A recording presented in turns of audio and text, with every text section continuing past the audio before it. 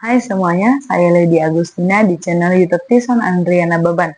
Kali ini saya akan membahas topik yang sangat menarik mengenai bagaimana ketegasan seorang pemimpin yang tidak mau kompromi terhadap dosa. Kalimat ini tegas menyatakan bahwasanya kekuatan sebuah gereja itu tidak dinilai dari seberapa banyaknya jemaat yang ada di dalam sebuah komunitas atau sebuah gereja, melainkan bagaimana seorang pemimpin tidak kompromi terhadap dosa. Seorang pemimpin tidak lembut terhadap dosa. Ya, arti dari lembut terhadap dosa itu membiarkan jemaatnya hidup dalam kesalahan. Ketika jemaatnya melakukan pelanggaran, kesalahan, itu seorang pemimpin tidak berani menegurnya, melainkan membiarkannya. Karena mungkin jemaat yang ada di sana memiliki popularitas yang tinggi, atau mungkin jemaat yang di sana seorang yang hebat lah seperti itu, sehingga seorang pemimpin terbuai atau terlena dengan hal yang demikian sehingga membiarkan jemaat itu hidup dalam dosa. Kalau pemimpin yang seperti ini modelnya, itu adalah seorang pemimpin yang membawa jemaatnya secara tidak langsung ke dalam kebinasaan. Karena apa? Ketika seorang pemimpin tidak berani menegur kesalahan seorang jemaat, ya, itu mengakibatkan jemaat itu hidup dalam dosa, terlena dalam dosa, kompromi terhadap dosa itu. Nah, tegas dikatakan bahwasanya seorang pemimpin itu harus benar-benar berani. Ya, berani bukan berarti ketika seorang pemimpin itu berani menegur, bukan berarti pemimpin itu seorang yang arogan, atau mungkin pemimpin itu seorang yang mau menunjukkan, oh iya ini saya loh seorang pemimpin, eksistensinya seperti itu. Nah, tetapi yang Tuhan mau sebenarnya, ya, tegas dan disiplin, ya, dan kasih itu harus berjalan bersamaan. Ya, seorang pemimpin yang lembut hatinya terhadap Tuhan, itu dia berani menegur ketika ada jemaat yang berbuat salah. Ya, itu pemimpin harus benar-benar berani menegur, tidak peduli mau dia jemaat yang seperti apa, mau dia jemaat yang hidupnya bagaimana. Yang penting yang penting pemimpin itu benar-benar melakukan atau memberikan hidupnya untuk benar-benar melayani Tuhan dengan cara ketika ada jemaat yang salah, ditegur. Ketika ada jemaat yang mungkin berbuat hal yang melenceng dari ajaran Kristus, itu berani menegurnya dengan cara kasih, dengan cara disiplin, dengan cara mungkin bahasa yang lembut, cuman tegas. Sehingga jemaat itu mengetahui bahwasanya, oh iya, saya memiliki sebuah kesalahan. Oh, yang saya lakukan ini salah. Nah, itu contohnya. Dan Alkitab juga menyatakan bahwasanya dalam Yeremia 23 ayat 1 dan 2 dikatakan bahwasanya celakalah para gembala yang membiarkan domba-dombaku tersesat. Jelas Alkitab menyatakan bahwasanya pemimpin yang baik atau gembala yang baik itu adalah gembala yang berani menegur, gembala yang menunjukkan kasihnya dengan cara teguran, karena Kristus pun melakukan hal yang demikian. Ya, Yesus ketika dalam pelayanannya, ketika ada murid-muridnya yang tidak benar di hadapannya, Yesus menegur secara nyata-nyata, tidak dia kompromi terhadap murid-murid yang melakukan pelanggaran itu. Demikian pemimpin, ya, baik di sebuah komunitas gereja maupun di sebuah persekutuan apapun itu bentuknya yang berbau kerohanian, ketika dia menjabat sebagai pemimpin atau dia merasa seorang leader, itu dia harus berani menegur dengan kasih, karena Kristus pun melakukan hal yang demikian.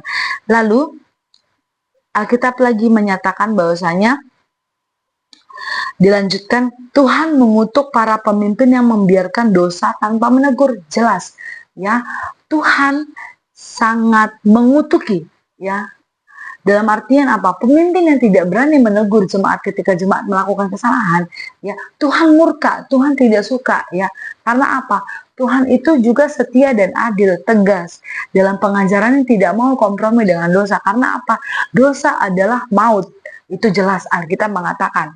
Nah, makanya dalam Mazmur 51 ayat 17 juga mengatakan bahwasanya korban kepada Allah ialah jiwa yang hancur, hati yang patah dan remuk tidak akan kau pandang hina. Jadi pemimpin yang lembut hatinya kepada Tuhan memiliki hati yang hancur dan rendah di hadapannya. Maksudnya adalah ketika engkau menjadi seorang pemimpin, ya, kau melihat jemaatmu mungkin atau anggotamu mengalami sebuah hal yang melenceng dari ajaran Tuhan, hatimu harus benar-benar merasakan hal yang demikian. Dan ketika kau menegurnya dengan kasih dan kau ikut di dalamnya, berarti kau menyatakan bahwasanya kau pemimpin yang benar-benar murni di hadapan Tuhan. Nah, jadi Efesus 5 ayat 11 juga jelas menyatakan bahwasanya janganlah turut mengambil bagian dalam perbuatan-perbuatan kegelapan yang tidak berbuah apa-apa, tetapi sebaliknya telanjangilah perbuatan-perbuatan itu. Jadi ketika ada kesalahan yang terjadi atau yang dilakukan di dalam sebuah komunitas atau di sebuah gereja, ya, seorang pemimpin yang benar-benar takut akan Tuhan itu tidak mau turut ambil bagian dalam perbuatan-perbuatan kegelapan, dalam artian kejahatan-kejahatan, ya. Itu firman Tuhan yang bilang.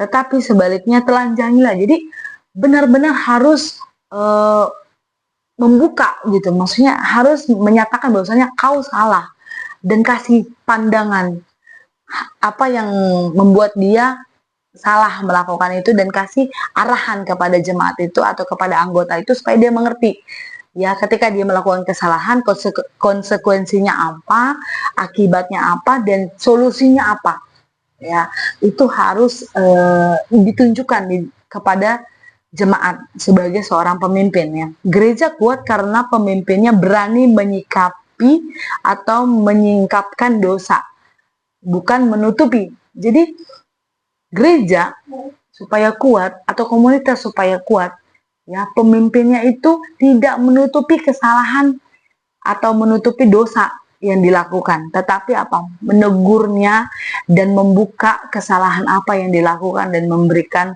mungkin sedikit sanksi atau mungkin sedikit teguran yang tegas seperti itu. Nah, makna rohaninya gereja yang kuat lahir dari altar yang kudus. Jika pemimpinnya hidup dalam takut akan Tuhan, maka kekudusan itu menular kepada jemaat. Nah, seorang pemimpin harus hidup kudus, ya. Maknanya yang selanjutnya. Jadi di mana gereja yang kuat itu terlahir dari pemimpin, ya, yang menjadi figur, yang menjadi contoh kepada jemaatnya sehingga jemaatnya mengikuti keteladanan yang dilakukan seorang pemimpinnya. Jadi seorang pemimpin itu tidak boleh sembarangan, ya, seperti itu. Jadi kelemah lembutan hati kepada Tuhan melahirkan ketegasan terhadap dosa. Jadi ketika kita lembut hati kepada Tuhan, ya, kita melahirkan ketegasan terhadap dosa. Jadi tidak kompromi terhadap dosa, tidak mau ikut campur dalam bagian kegelapan itu seperti yang tadi. Nah, karena orang yang sungguh mengasihi Tuhan tidak akan membiarkan dosa menghina kasihnya, ya. Jadi kalau kita menyatakan diri kita orang yang mengasihi Tuhan, pasti di dalam hati kecil kita tidak akan mengkhianati kasihnya Tuhan dengan cara kita berbuat dosa itu. Nah, jadi perenungan kita yang mau kita simpulkan hari ini adalah intinya dalam topik ini, gereja atau jemaat Tuhan harus berdoa agar para pemimpinnya tidak menjadi lembut terhadap dosa, tetapi memiliki memiliki hati yang lembut kepada Tuhan. Nah, dalam artian pemimpin sejati bukan mencari disukai manusia, tetapi diperkenankan Tuhan. Nah, jadi ketika kita menjabat sebagai seorang pemimpin, ya, kita itu pertanggungjawabannya kepada Tuhan, bukan kepada manusia, supaya kita disukai banyak jemaat atau disukai banyak manusia sehingga kita ikut kompromi, tapi apa? Kita benar-benar berkenan kudus di hadapan Tuhan, yang benar-benar murni di hadapan Tuhan, karena kita menunjukkan kasih kita kepada Tuhan, kualitas hidup kita kepada Tuhan, sehingga sebagai pemimpin jemaat boleh melihat ya kemurnian kita melayani Tuhan. Itu saja yang boleh saya sampaikan hari ini. Semoga menjadi berkat bagi kita semua. Tuhan Yesus memberkati.